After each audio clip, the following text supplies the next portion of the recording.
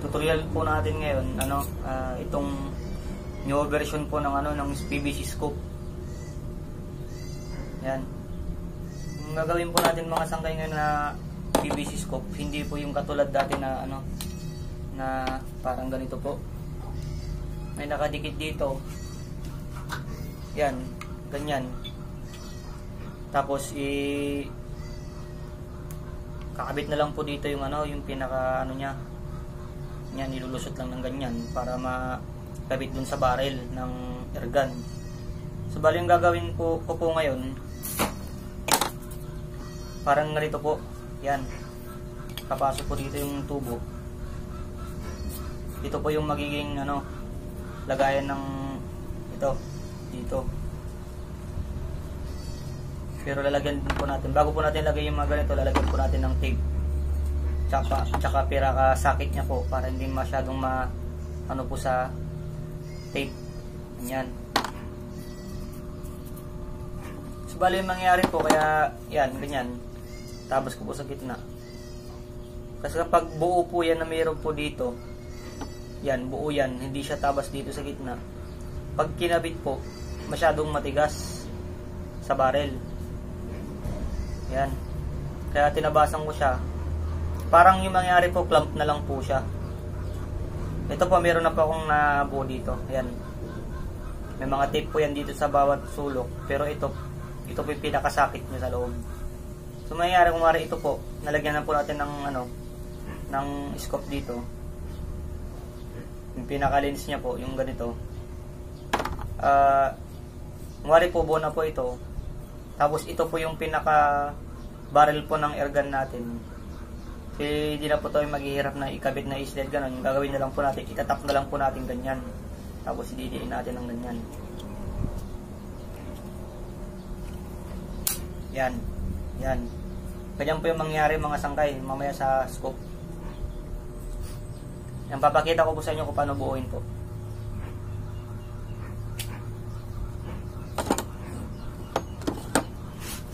Ito, bali naumpisan ko na po ito. So, bali, tutuloy po natin ngayon.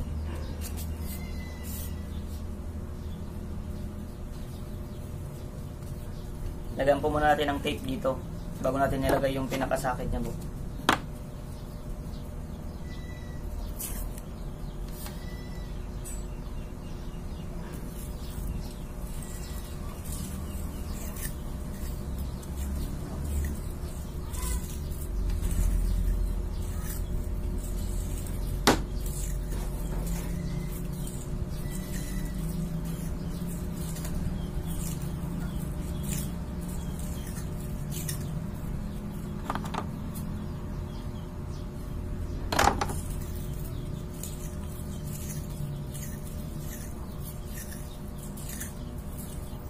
Kailangan po natin sukatin mga sangkay. Dapat yung tama lang po yung fit niya, tsaka hindi naman po masyadong maluwang. Testing po natin. Yan, tama lang po yan mga sangkay. Bali yan, naipasok na natin. So bali susunod po natin, itong pinaka-lens yung kakabit natin. Ganyan. Mangyayari po ganyan yan. Yan. Medyo maluwang po siya dito. Papansin nyo po maluwang. Lalagyan po natin ng tape dito. Kasi kapag wala pong pinaka-ganito, yung pinakasakit niya, puro tape lang po. Masyado pong magastos sa tape. Bali itong mga pinakasakit niya po, ito po yung dulo ng mga ng mga PVC na 1/2 po. Pinakadulo, yung parang ganito yung sa dulo niya. Bali kinat ko na lang po. So lagyan po natin ng tape ulit mga sangkay.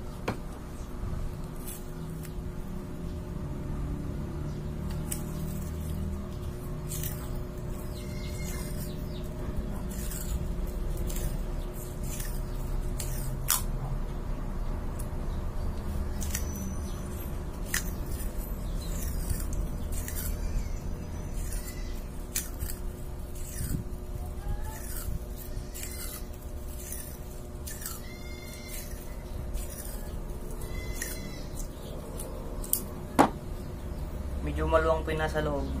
gagawin po natin, lagyan po natin ng tape.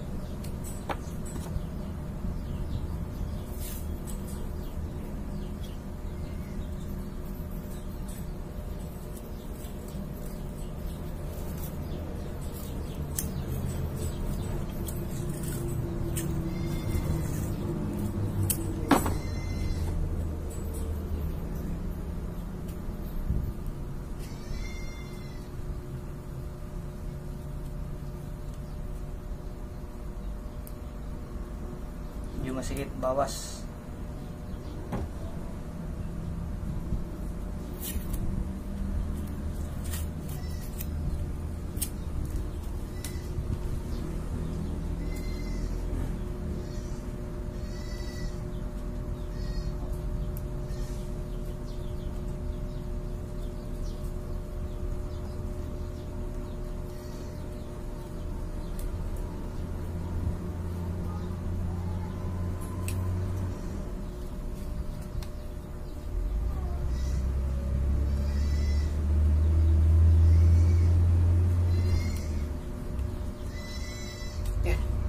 Sikip mga sangkay.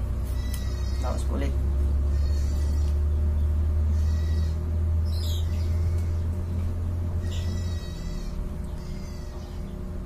Yan. Tapos testing po natin ito kung kasya nito.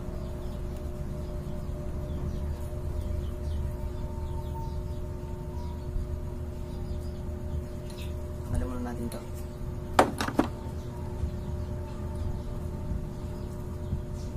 Yan, medyo masakit, bawas po ulit natin dito sa pinakasakit niya.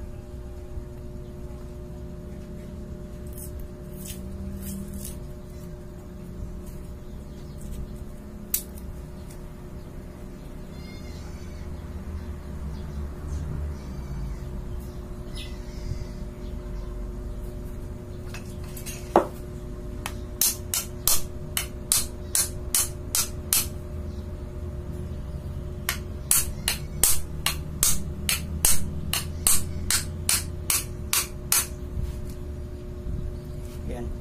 Tapos papasok na natin ito mga sangkay.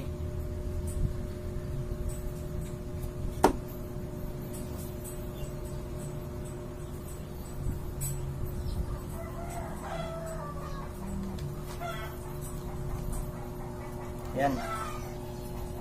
Tapos susunod po natin ilalagay mga sangkay. Ito po. Pinakadulo niya. Yan po. Bali, mangyayari po mga sangkay, lalagyan po ulit natin ng tape dito. Dito po.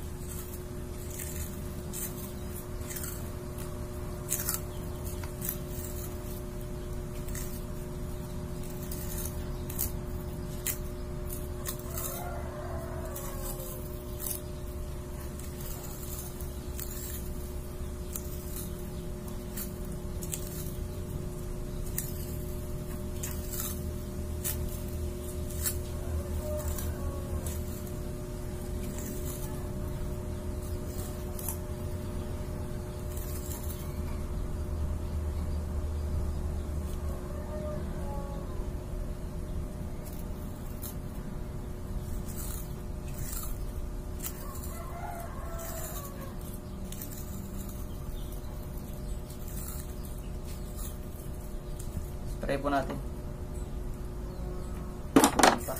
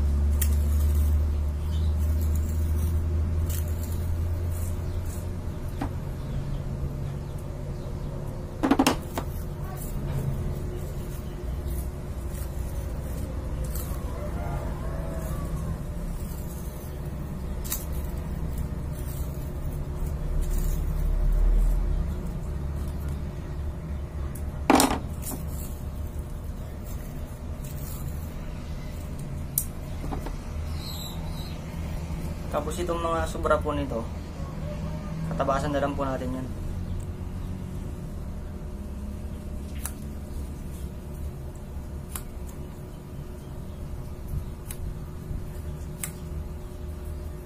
Blade lang po gamit ko mga sangkay dahil wala pa akong cutter.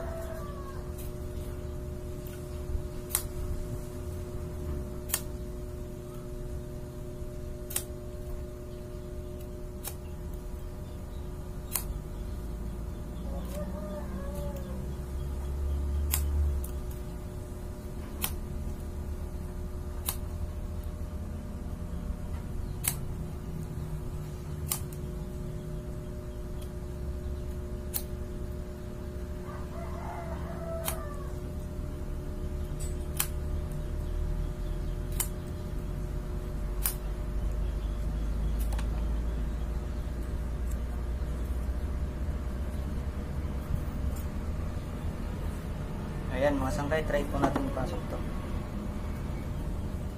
Yun, tamang tama lang.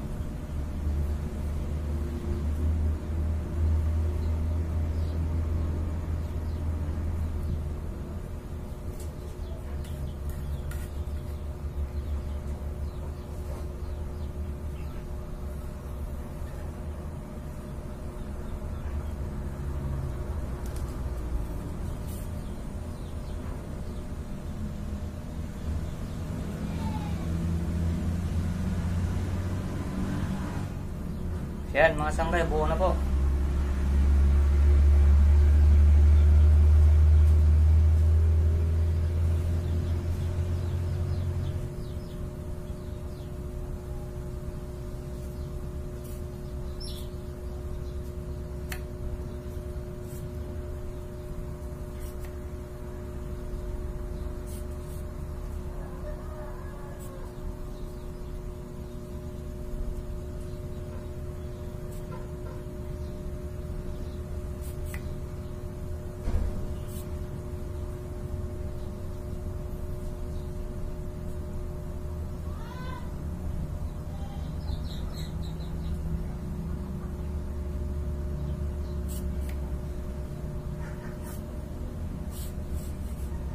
Po yun mga sangkay, yung finished product ng new version PVC scope. Yan. Yan po yung lens nya.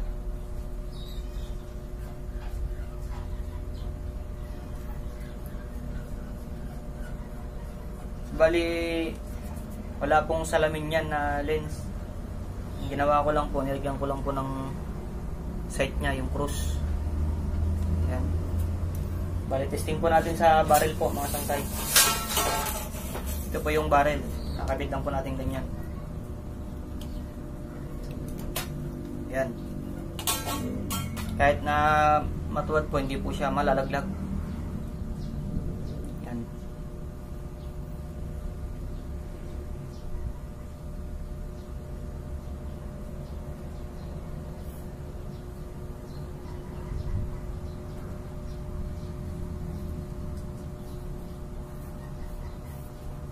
Ayos mga sangkay.